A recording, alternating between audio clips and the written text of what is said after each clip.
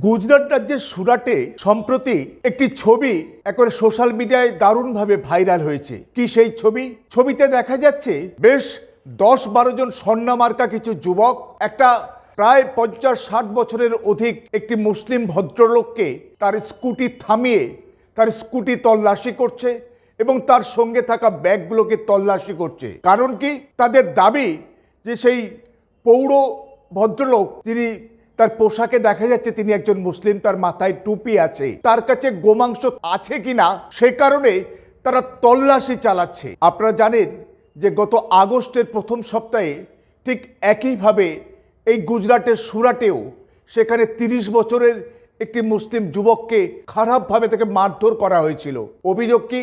তার কাছে গোমাংস থাকতে পারে এই অভিযোগে, এবং তার পরিপ্রেক্ষিতে সুরাট পুলিশ 10 জনকে গ্রেপ্তার করেছিল।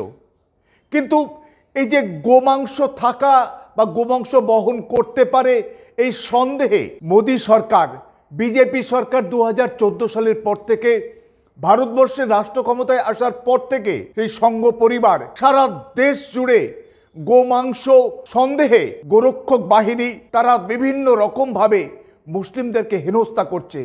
বহু জায়গায় মুসলিমদেরকে পিটিয়ে মারা হয়েছে। আপনারা সবাই জানেন যে 28 সেপ্টেম্বর 2015-তে 52 বছর বয়সী মোহাম্মদ আকলাককে পিটিয়ে মেরে ফেলা হয়েছিল, এবং অভিযোগ কি? তার ফ্রিজে নাকি গরুর মাংস ছিল এই অভিযোগে। অথচ পরে জানা যায় যে না, তার ফ্রিজে কোনো গরুর মাংস ছিল না। সেই 2015 সাল, আজকে 2023-এর অক্টোবরে আমরা দাঁড়িয়ে রয়েছি। এখনো পর্যন্ত সেই দাদ্রিকাণ্ডের অভিযুক্তদের বিচার সমাপ্ত হয়নি। যারা কালপ্রিট তাদের এখনো সাজা দেয়া হয়নি। এইভাবে একের পর এক সারা দেশ জুড়ে, বিশেষ করে রাজস্থান থেকে গুজরাট হয়ে পুরো উত্তর ভারত গোবলয়ে এই যে গোরক্ষক বাহিনীর তাণ্ডব আজকে লাগাম ছাড়া এবং বেপরোয়া। আপনারা জানেন নুহেতে, হরিয়ানার নুহেতে গত ফেব্রুয়ারি মাসে সেখানে জুনেইদ এবং আপনার নাসিরকে, ফেব্রুয়ারির 15 তারিখ এবছরে সেখানে নাসির এবং জুনেইদকে, 25 বছরের নাসির এবং 35 বছরের জুনেইদকে পিটিয়ে হত্যা করা হয়েছিল। কারণ কি?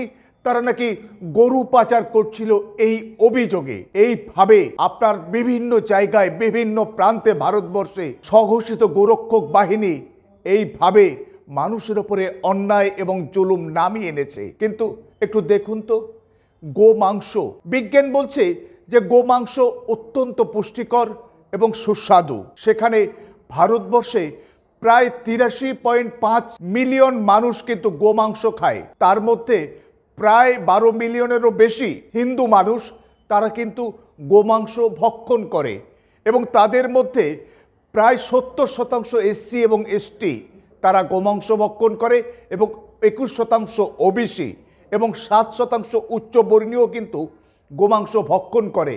এটা সরকারি তথ্যে এই খবর উঠে আসছে। কিন্তু আপনারা দেখবেন যে আজকের গোবলয়ে, আজকের গোরক্ষক বাহিনী যেভাবে তাণ্ডব চালায় গোমাংস ভক্ষণ বা গোমাংস রাখার সন্দেহে, কিন্তু তারা সেই গোরক্ষক বাহিনী, সেই বিজেপি, সেই সংঘ পরিবার, সেই বজরং দলের সদস্যরা তারা কিন্তু আপনার উত্তর পূর্ব ভারতে বা গোয়াতে সেখানে কিন্তু গোরক্ষক, সেখানে তারা সাজে না বা গোরক্ষক হয়ে সেখানে তারা অবতীর্ণ হয় না। এবং সেখানে দেখা যাচ্ছে বিজেপি, তাদের রাজনৈতিক শাখা, সেই বিজেপি সেখানে গোমাংসের ব্যাপারে তারা উৎসাহিত করছে এবং দাবি করছে তাদের গোমাংস ভক্ষণে কোনো রকম কোনো ডিস্টার্ব করবে না। আরও তথ্যে প্রকাশ যে আমাদের দক্ষিণের রাজ্য এবং ভারতবর্ষের মধ্যে সবচেয়ে শিক্ষিত এবং উন্নত রাজ্যগুলির মধ্যে একটি, সেই কেরালায় কিন্তু প্রায় সব হিন্দুই কিন্তু গোমাংস ভক্ষণ করে। শুধু আপনার কেরালা বা উত্তর পূর্ব ভারতে গোমাংস ভক্ষণের বিষয় নয়, আপনারা জানবেন নরেন্দ্র মোদীর নেতৃত্বে 2014 সালে বিজেপি ভারতবর্ষের রাষ্ট্র ক্ষমতায় আসীন হওয়ার পর থেকে ভারতবর্ষ গোমাংস রপ্তানিতে বা বিফ রপ্তানিতে এক গুরুত্বপূর্ণ ভূমিকা তারা পালন করে, এবং তারা আমেরিকাকে টপকে এবং এই মুহূর্তে 3য় স্থান অধিকার করেছে গোমাংস রপ্তানিতে। এবং প্রথম ব্রাজিল, তারপরে অস্ট্রেলিয়া, তার পরেই একেবারে ভারতের স্থান, এবং একেবারে অস্ট্রেলিয়াকে টপকে যাবার উপক্রম ভারতের, এবং চতুর্থ স্থানে রয়েছে সেখানে আমেরিকা যুক্তরাষ্ট্র, পঞ্চম স্থানে আর্জেন্টিনা। অর্থাৎ গৌরব বা বিফ রপ্তানিতে পৃথিবীর মধ্যে তৃতীয় বৃহত্তম দেশ ভারত, এবং সেটা সবচেয়ে বেশি বৃদ্ধি পেয়েছে এই নরেন্দ্র মোদী বা বিজেপির শাসনে। আপনারা জানবেন যে গৌরবতানিতে যে সবচেয়ে মুসলিম কোম্পানি তা নয়, অধিকাংশ বড় বড় কোম্পানিগুলো কিন্তু তথাকথিত হিন্দুদের দখলে, এবং হিন্দুরাই হচ্ছে তার মালিক। আপনারা জানবেন আল কাবির এক্সপোর্টস প্রাইভেট লিমিটেড, যার মালিক হচ্ছেন mister Satish and mister Atul, তারা মুম্বাই থেকে আল কবির এক্সপোর্টস প্রাইভেট লিমিটেড, তার যে মালিক তারা দুজনেই হিন্দু, সতীশ এবং সাবরিওয়াল। দ্বিতীয় গুরুত্বপূর্ণ একটা এক্সপোর্টার আছেন আরবিয়ান এক্সপোর্টার প্রাইভেট লিমিটেড, তার মালিক সতীশ কাপুর, তিনি তার মালিক। অথচ নামগুলো দেখে মনে হবে সব মুসলিম কোম্পানি, আসলে এগুলো সব হিন্দু মালিক। পৃথিবীর মধ্যে যে 150টি দেশ গোমাংস রপ্তানি করে, তার মধ্যে ভারত গুরুত্বপূর্ণ জায়গায় রয়েছে। অথচ এই গোমাংস নিয়ে এত কিছু বিবাদ, এত কিছু বিতর্ক। আর গোমাংস আপনারা ঋগ্বেদ যদি পড়েন, সেখানে দেখবেন দেবতা ইন্দ্র কিন্তু গোমাংস খান বা খেতেন বলে সেখানে উল্লেখ রয়েছে। তাছাড়াও যে আপনার ব্রাহ্মণগণ একটা সময়ে তারা সবাই কিন্তু গোমাংস ভক্ষণ করতেন। আমাদের বাংলায় এই মর্মে খুব গুরুত্বপূর্ণ একটি বই প্রকাশিত হয়েছে, গোমাংসভোজী ব্রাহ্মণগণ নিরামিষভোজী হলো কেন। সেটা কিন্তু কোনো মুসলিমের লেখা নয়, একজন অমুসলিমের লেখা। আপনারা চাইলে সেটা পড়ে নিতে পারেন। আসলে এই গোমাংস খাওয়া, গোমাংস বহন বা গোমাংস নিয়ে যেটা হচ্ছে, এটা কোনো ধর্মের প্রতি টান বা ভালোবাসা থেকে নয়, এটা সম্পূর্ণ রাজনীতি, মেরুকরণের রাজনীতি, বিভেদের রাজনীতি, হিংসার রাজনীতি, দাঙ্গা এবং ফ্যাসাদ লাগানো, সংখ্যালঘু মুসলিমদের উপরে বা খ্রিস্টানদের উপরে, তাদের উপরে বিভিন্ন আরোপ লাগিয়ে তাদের উপর ঝাঁপিয়ে পড়া। এইভাবেই আজকের সংঘ পরিবারের বিভিন্ন সহযোগী সংগঠনগুলো তারা দেশ জুড়ে এইভাবে তাণ্ডব চালাচ্ছে গোমাংস বা বিফের নামে।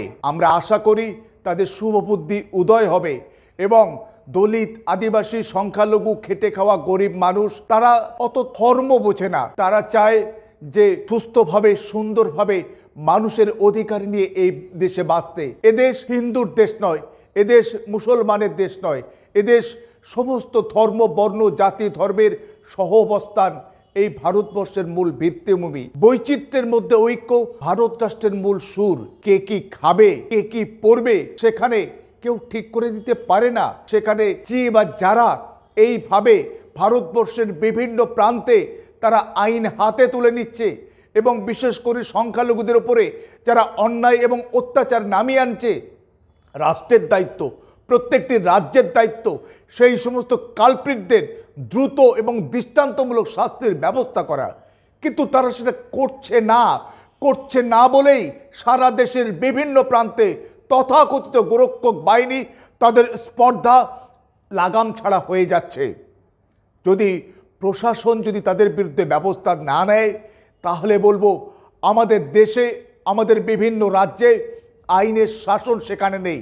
আজকের সমস্ত লুম্ফেন, সমস্ত গুন্ডা, সমস্ত দেশবিরোধী শক্তি, তারা মানুষের মধ্যে বিভেদ এবং বিভাজন তৈরির লক্ষ্যে তারা বিভিন্ন জায়গায় তাণ্ডব চালিয়ে যাচ্ছে, এবং এই তাণ্ডব চালানোর পেছনে রাষ্ট্রবেত্তারা যদি তাদের ব্যবস্থা না নেয়, তাদেরও পরোক্ষ মদত আছে বলে মনে হবে। এটাই স্বাভাবিক।